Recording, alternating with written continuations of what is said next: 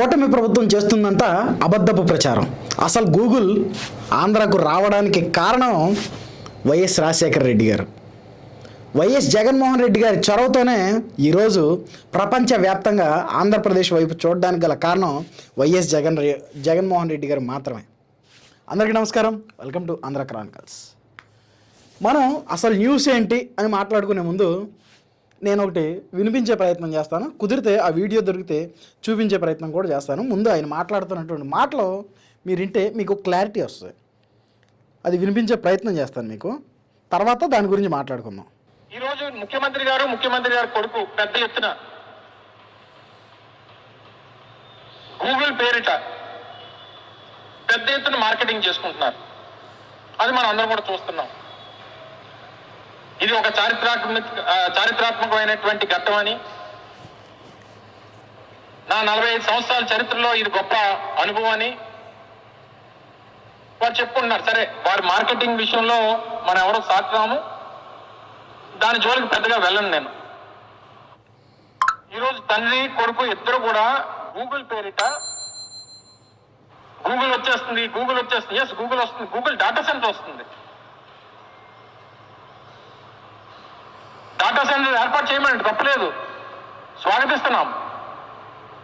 కానీ డేటా సెంటర్తో పాటు వాళ్ళ తాలూకా ఒక డెవలప్మెంట్ సెంటర్ కూడా పెట్టమనండి విశాఖపట్నంలో. కమిట్ చేయండి వాళ్ళని. ఒక 20,000 మందితోనో 10,000 మందితోనో ఒక డెవలప్మెంట్ సెంటర్ కూడా విశాఖపట్నంలో పెట్టమనండి. పెడితే ఒక 10,000 మందో 20,000 మందో ఐటీ ప్రొఫెషనల్స్ ఈ ప్రాంతంలో ఉద్యోగాలు చేయడానికి వస్తే అప్పుడు ఈకో సిస్టమ్ అనేటువంటిది డెవలప్ అవుతుంది. ఇది ఆంధ్రప్రదేశ్ రాష్ట్ర మాజీ ఐటీ శాఖ మంత్రి గుడివాడ అమర్నాథ్ గారు మాట్లాడినటువంటి మాటలు. Very good. అబద్ధపు ప్రచారాలు, ఫేక్ ప్రచారాలు, లేదంటే డప్పు కొట్టే ప్రయత్నాలు, మార్కెటింగ్ ఎక్కువ చేసుకుంటున్నారు కూటమి వాళ్ళు అని ఆయన మాట్లాడుతున్నారు. నేను ఒకటే అడుగుతున్నాను, 2022 వైఎస్ఆర్సీపీ పార్టీ అధికారంలో ఉన్నప్పుడు వైజాగ్లో జరిగినటువంటి గ్లోబల్ ఇన్వెస్టర్స్ సమిట్ ఏదైతే మీరు జరిపారో ఘనంగా, దేశం మొత్తంలో ఉన్నటువంటి ప్రముఖ కంపెనీల సీఈఓలందరూ ఆంధ్రప్రదేశ్లో పెట్టుబడులు పెట్టడానికి ఉర్రూతలూగుతూ ఈ గ్లోబల్ ఇన్వెస్టర్స్ సమిట్లో పాల్గొన్నారు అని మీరు చేసినటువంటి మార్కెటింగ్ ఏ లెవెల్లో ఉంది? ఎన్ని కంపెనీలు వచ్చినాయి? ఎన్ని వేల కోట్ల పెట్టుబడులు ఆంధ్రప్రదేశ్కి వచ్చినాయి? ఎన్ని లక్షల మంది యువతకు ఉద్యోగాలు వచ్చినాయి? ఆఖరికి మీరు ఎంత దౌర్భాగ్యకరమైన పరిస్థితుల్లో ఆంధ్రప్రదేశ్ను ఉంచారు అంటే 2022లో వాళ్ళంతా కూడా ఇన్స్టా ఇన్ఫ్లుయెన్సర్స్. మీరు ఇచ్చిందంతా స్క్రిప్ట్. వాళ్ళు గూగుల్ వాళ్ళు ప్రముఖ కంపెనీల సీఈఓలు అయితే కనుక భోజనాల కోసం కొట్టుకుంటారా? వాటర్ బాటిల్స్ కోసం కొట్టుకుంటారా? టిష్యూ పేపర్ల కోసం కొట్టుకుంటారా? అరే పలానా కంపెనీ సీఈఓ ఇదిగో ఈవిడ అని చెప్తే ఆవిడ దేనికి సంబంధించిన ఆవిడ అనేది, ఆవిడ ఇంతకుముందు ఇన్ఫ్లుయెన్స్ అంటే ఒక విషయం మీద యూట్యూబ్ వ్లాగ్స్ చేసుకుంటారు చూసారా, వాళ్ళు చేసినటువంటి వీడియోలు, అవే వీడియోలు ఆ ఫోటోని ట్యాగ్ చేసి ప్రచురింపబడినాయి.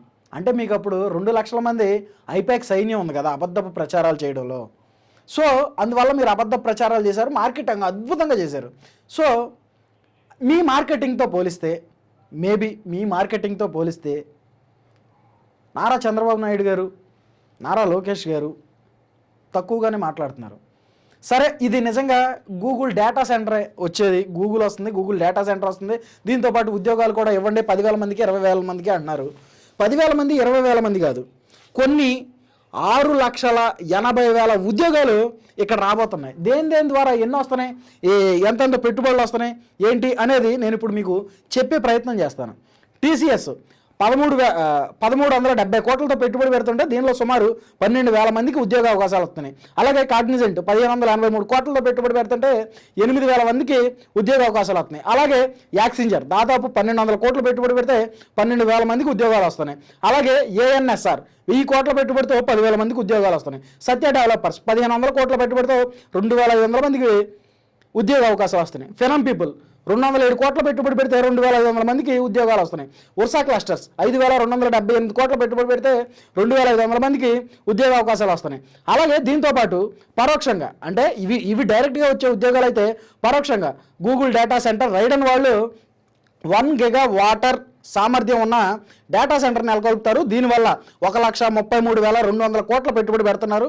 అలాగే అదానీ డేటా సెంటర్ వాళ్ళు 300 మెగావాట్ల సామర్థ్యం ఉన్న డేటా సెంటర్లు పెడితే అలాగే 20,000 కోట్ల పెట్టుబడి పెడుతుంది. ఇది సిపి 300 మెగావాట్ల సామర్థ్యంతో డేటా సెంటర్ ఏర్పాటు చేస్తే దీనికి 16,500 కోట్ల పెట్టుబడి.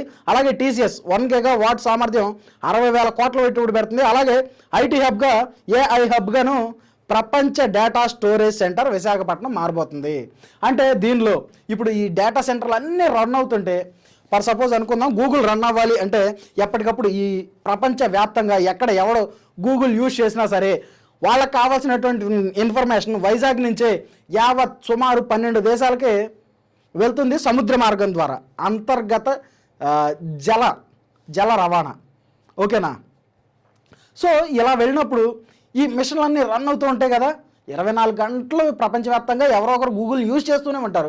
ఈ యూజ్ చేయడం వల్ల మిషన్లో ఎక్కువ యూసేజ్ ఉండడం వల్ల అవి హీట్కి గురవుతాయి. ఆ హీట్కి గురైనప్పుడు ఖచ్చితంగా ఎవరెవరైతే ఈ కంపెనీలు ఇప్పుడు నేను చెప్పినటువంటి కంపెనీలన్నీ ఎవరెవరైతే అక్కడ డేటా సెంటర్లు ఏర్పాటు చేస్తున్నారో వాళ్ళే సపరేట్గా విద్యుత్ను కూడా తయారు చేసుకోవాలి.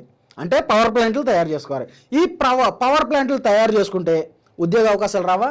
పవర్ ప్లాంట్కి తక్కువలో తక్కువ ఒక 10,000 మందికి ఉద్యోగ అవకాశాలు వస్తాయి. ఒక పవర్ ప్లాంట్కి 10,000 ఉద్యోగాలు.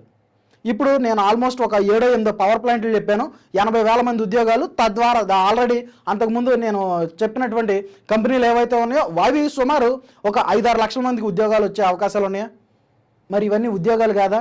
మనం చూసుకుంటే ఇప్పుడు మాట్లాడుతున్నటువంటి గుడివాడ అమర్నాథ్ గారు మాజీ ఐటీ శాఖ మంత్రి, ఆయన బాబు దావోస్ వెళ్ళి పెట్టుబడులు తీసుకురండి అయ్యా, అక్కడ ఉన్నటువంటి ఇన్వెస్టర్స్తో మాట్లాడండి అయ్యా అంటే ఆయన చెప్పినటువంటి సమాధానం ఏంటంటే అక్కడ -4 డిగ్రీ చలి ఉంటుంది, అక్కడికి వెళ్ళడం కష్టం, అక్కడికి వెళ్ళలేమండి, అక్కడికి వెళ్తే మనుషులు బతకరు. ఏం మాట్లాడండి అవి? ఆంధ్రప్రదేశ్ని అభివృద్ధి చేయలేకపోయారు. ఇప్పుడు ఇది ఎలా ఉందంటే అమ్మ పెట్టదో పెట్టేవాడి మీద ఏడ్చుద్ది అని, అమ్మ ఎలాగో పెట్టదు, ఎవడన్నా పెడతాకొతే వాళ్ళ మీద పడి ఏడ్చుద్ది. అలాగే ఉంది ఇప్పుడు ఈ వైఎస్ఆర్సీపీ పార్టీ తీరు. మీరు ఎలాగో ఏడవలేకపోయారు, మీరు ఎలాగో తేలేకపోయారు. ఎందుకయ్యా మీకు అధికారం వచ్చిన 5 ఏళ్లలో మీరు తెచ్చినటువంటి కంపెనీలు ఏంటి? ఎంతమందికి ఉద్యోగాలు వచ్చినాయి? ఎన్ని పెట్టుబడులు వచ్చినాయి? రాష్ట్రం ఎంత అభివృద్ధి చెందింది? ఇప్పుడు గూగుల్ వైజాగ్లో వస్తుంటే గూగుల్ సీఈఓ సుందర్ పిచ్చై గారు స్పందించారు దీని మీద. భారత ప్రధాని నరేంద్ర మోడీ గారు స్పందించారు. అలాగే గూగుల్ సీఈఓ అమెరికా ఆయన మాథ్యూ గారు స్పందించారు. మీరు తెచ్చినటువంటి కంపెనీలకి ఏ సీఈఓలు స్పందించారు? మీరు 500, 1000 రూపాయలు, 1500 పెట్టి పిలిపించినటువంటి ఇన్స్టా ఇన్ఫ్లుయెన్సర్లు స్పందించారా? నాకు అర్థం కాక అడుగుతున్నాను. అలాగే మీరు మాట్లాడుతున్నటువంటి మాటలు ఎంత హాస్యాస్పదంగా ఉన్నాయంటే, ఎంత పిచ్చితనంగా ఉన్నాయంటే కనీసం ఊహ తెలిసిన ప్రతి ఒక్కడు చిన్న పిల్లాడి నుంచి కటిక ముసలాడి వరకు, ఇంకొక గంటలో చచ్చిపోతాడనే ముసలాడి వరకు వాడికి అవసరం ఉంటే ప్రతి ఒక్కడు గూగుల్నే వాడతాడు. ఆ గూగుల్ మన ఆంధ్రప్రదేశ్లో ఉండడం, తద్వారా ఆంధ్రప్రదేశ్ యువతకు ఉద్యోగ అవకాశాలు రావడం ఎంత గొప్ప విషయం. దాని మీద బుర్ర చదవాలని ఎందుకు చెప్తున్నారు? మరొకరు ఏంటి, ఒక్క నిమిషం చెప్తాను. మరో వ్యక్తి ఏం చెప్తాడు ఈ ప్రబుద్ధుడు, ఆయన హూవాన్ పార్క్ అనే ఒక లెటర్ రాసినాడు. ఏమని రాసినాడు? అప్పట్లో late doctor YS Rajasekhara Reddy గారు ముఖ్యమంత్రిగా ఉన్నప్పుడు నాకు ఆ రోజు నేను హుండై రీసెర్చ్ లో నేను ఇక్కడ హెడ్ గా ఉన్నాను. ఆ రోజు నాకు చెప్పినారు ఆంధ్రప్రదేశ్ లో ఒక పరిశ్రమ పెట్టమని. అది నా మనసులో ఉంది.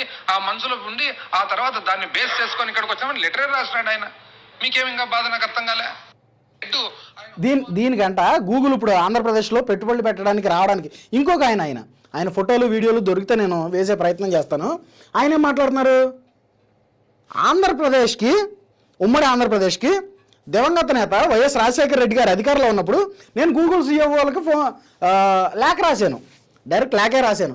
ఆంధ్రప్రదేశ్లో పెట్టుబడులు పెట్టడానికి రండి, మనం చేద్దాం అని నేను లేఖ రాశాను. ఆయన ఇప్పుడు స్పందించాడు. అంటే వీళ్ళు చెప్పేది ఎలా ఉంది?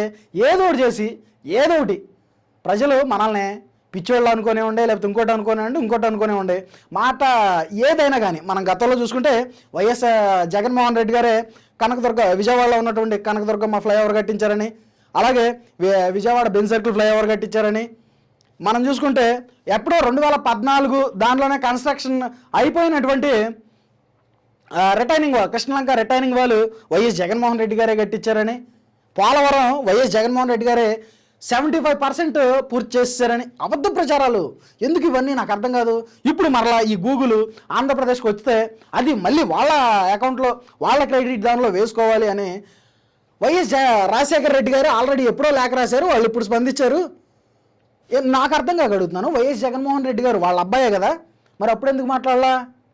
వైఎస్ జగన్మోహన్ రెడ్డి గారు 5 సంవత్సరాల పదవీ కాలంలో ఒక్కసారి కూడా జనాల ముందుకు ఎందుకు రాలా?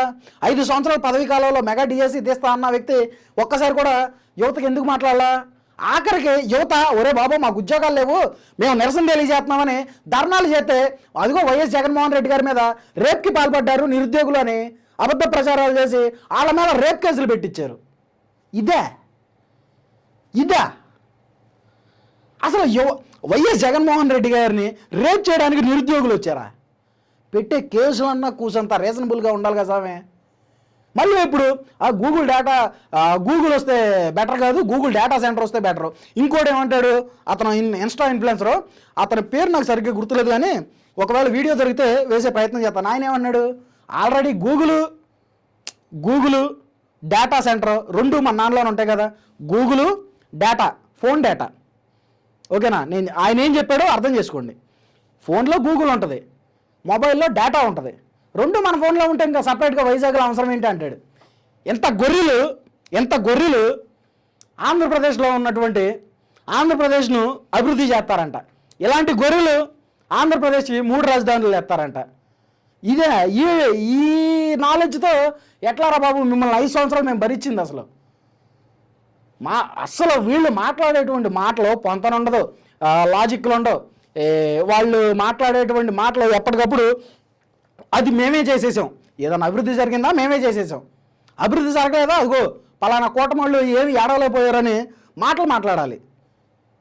ఎందుకు అసలు మన వల్ల కాదు, మనం ఏడవలేము. ఎట్టాగో 5 సంవత్సరాలు ప్రజలు అధికారం ఇచ్చి 151 అనేటువంటి రికార్డులో కూర్చోబెట్టారు, చేయలేకపోయాం, మన వల్ల కాలేదు. ఎంతసేపు ఆ ప్యాలెస్ల్లో కూర్చుని భజన కార్యక్రమాలు చేసుకుని అసెంబ్లీకి వెళ్ళి మహిళా ఎమ్మెల్యేలతో భజన కార్యక్రమాలు చేయించుకున్నాం, ఇంట్లో కూర్చుని గుడిసెట్లు వేసుకుని ప్రజాధనాన్ని మింగేసాం, కుంభకోణాలు చేసాం, క్వాడ్జి కుంభకోణం చేసాం, ఇసుక కుంభకోణం చేసాం.